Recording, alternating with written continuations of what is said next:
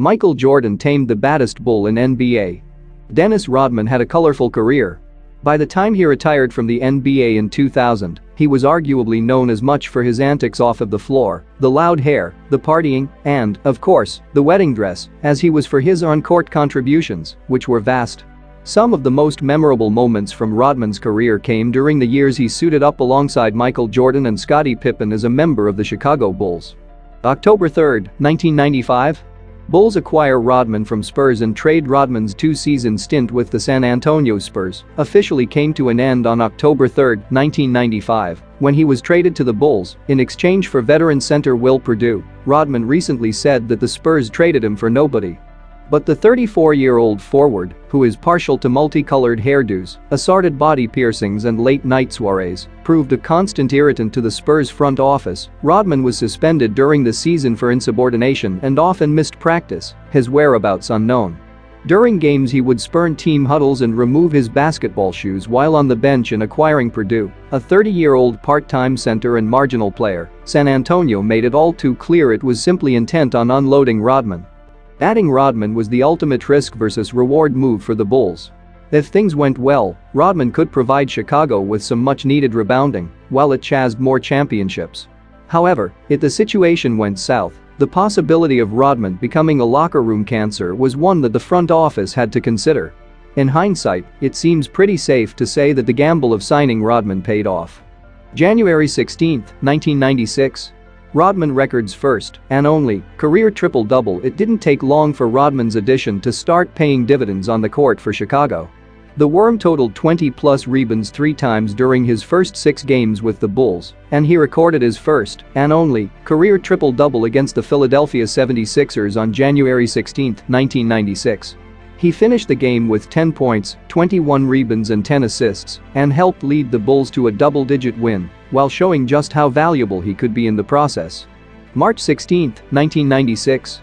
Rodman headbutts referee after ejection.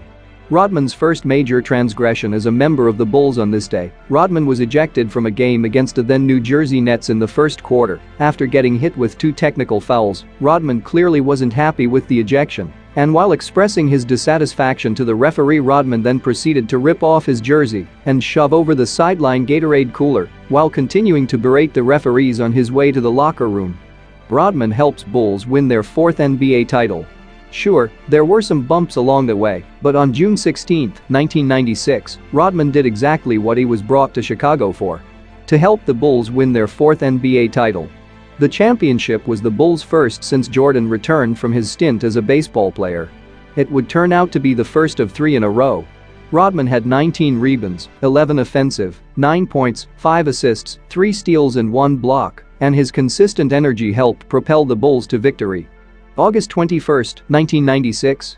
Rodman wears wedding dress to book signing in Manhattan.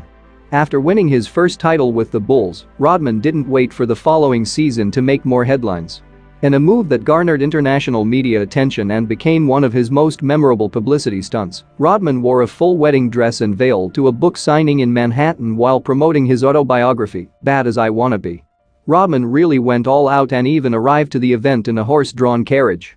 Rodman kicks cameraman, gets suspended 11 games. January 15, 1997, during a game against the Minnesota Timberwolves, Rodman let his temper get the best of him.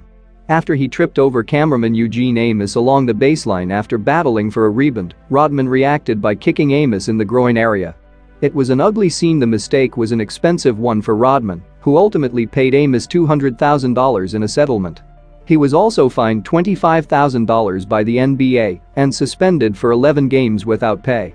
Rodman plays last game with Bulls, helps them win 3rd straight title. Rodman's last game with the Bulls came on June 14, 1998, in Game 6 of the 1998 Finals against the Jazz.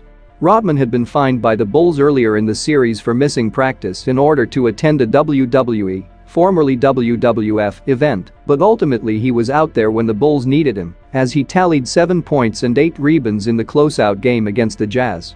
The victory provided Rodman with his 5th and final championship ring and ultimately proved to be the final playoff game that he would play in. Rodman released by Bulls. Rodman's run in Chicago came to an end on January 21, 1999, when he was released by the Bulls, as the team was in the midst of a complete overhaul at the behest of general manager Jerry Krause. Jordan and Jackson were also both gone, and Pippen had just been traded to the Houston Rockets. Rodman was the last to go, and he was released before the 1998-99 season started due to a lockout. In his 3 seasons in Chicago, Rodman won 3 titles and in turn played a major role in one of the greatest dynasties in league history. For more interesting sports news, subscribe and hit the bell icon to get notification.